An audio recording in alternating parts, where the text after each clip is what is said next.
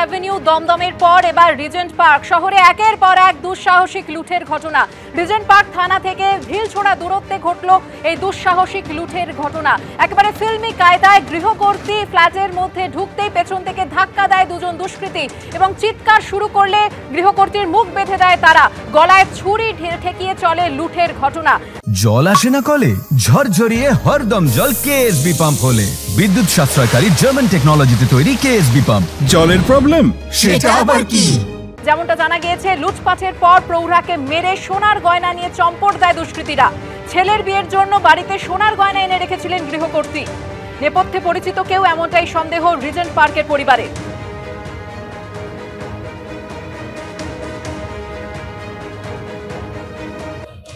বাইরে থেকে ঘরে ঢুকেছি আর ওরাও আমার সঙ্গে সঙ্গে ঢুকেছে। ঢুকেই ঘুরে যখন তাকিয়েছে, আমার টেবিলের উপরে কাচের প্লেট গুলো ছিল, ওটা আমার হাতে নেওয়া ছিল। ওটা ঘুরেই আমাদের দেখে আমি ভয় পেয়ে ফেলে দিয়েছি। তারপরে ওরা আমি পাশের বাড়ির মাসিমা আছে, খুব জোর চিৎকার করেছে। চিৎকার করাতে ওরা দরজাটা বন্ধ করে দিয়েছে। তারপরেই আমাকে বলছে চাবিটা আর কি আছে, গ্যাস চাবি দাও, ছুরি দেখিয়েছে। তারপরে গিয়ে আমাকে দিয়ে সব আলমারি টালমারি এগুলো সব খুলিয়েছে। কি ছিল, কত টাকা গেছে, কি মনে হয় কত টাকা নিয়ে নিতে পেরেছিল? আমাদের অনেক গয়না ছিল, টাকা ছিল না। গয়না কতটা তাও ছিল, আমার হার ছিল, 3-4টা হার ছিল, বার ছিল। মারধর করেছে আপনাকে? আমাকে ধাক্কা মেরেছে ওইখানটা দিয়ে, তখন আমার এইখানটা লেগেছে আর আমি একটু সেন্সলেস মতো হয়ে গেছিলাম। হাত পা বেঁধেছিল? তারপরে আমার হাজবেন্ড যখন এসেছে তখন আমার হাত বাঁধা ছিল বলছে। আচ্ছা আচ্ছা। আর ওর গেঞ্জিটা আমার মুখে ঢোকানো ছিল। আচ্ছা, কজন এসেছিল? 2 জন ছিল। কিরকম অবস্থায় ছিল ওরা? মুখে মাস্ক বা কিছু? হ্যাঁ, মাস্ক পরা ছিল, আর ওই ডেলিভারি বয়ের যেরকম হয় না ওরকম টাইপের ছিল ওরা। রিজেন্ট পার্ক থানার ঠিক ঢিলছোড়া দূরত্বে এক বাড়িতে এক মহিলাকে হাত বেঁধে তার বাড়িতে লুট বা ডাকাতি। যেখানে আমরা দাঁড়িয়ে রয়েছি এই হচ্ছে সেই ঘর, এবং বাড়িতে বিয়ের অনুষ্ঠান ছিল খুব সামনেই। ঠিক সেই তার অনুষ্ঠানের কয়েকদিন আগে এই ঘটনায় কিন্তু চাঞ্চল্য ছড়িয়েছে। আতঙ্কিত বাড়ির সদস্যরা, এলাকার বাসিন্দারা, তারা প্রত্যেকেই কিন্তু এই ঘটনার পরিপ্রেক্ষিতে তারা আতঙ্কিত। তার কারণ ঠিক ঢিলছোড়া দূরত্ব হচ্ছে রিজেন্ট পার্ক থানা থেকে। গতকাল রাত্রিবেলা যখন বাড়ির যিনি গৃহবধূ তিনি এই তাদের নিজেদের ফ্ল্যাটে আসছিলেন, তখন তার যেটা অনুমান, ঠিক তার ঘরের এই যে ফ্ল্যাটের যে দরজা তার পাশে এই সিঁড়ি, এখানে 2 জন ব্যক্তি তারা লুকিয়ে থাকতে পারে।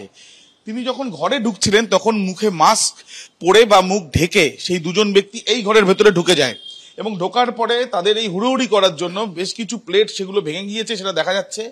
বাড়িতে শুধুমাত্র ঢুকেছেই এমনটা নয়, এখানে গৃহবধূর তাকে হাত বেঁধে এখানে কিন্তু লুট করা হয়েছে, তাকেও কিন্তু আহত তিনিও হয়েছেন। কটা নাগাদ এই ঘটনা ঘটেছে একটু বলবেন? 7টার পরে, মানে ভর সন্ধ্যেবেলা।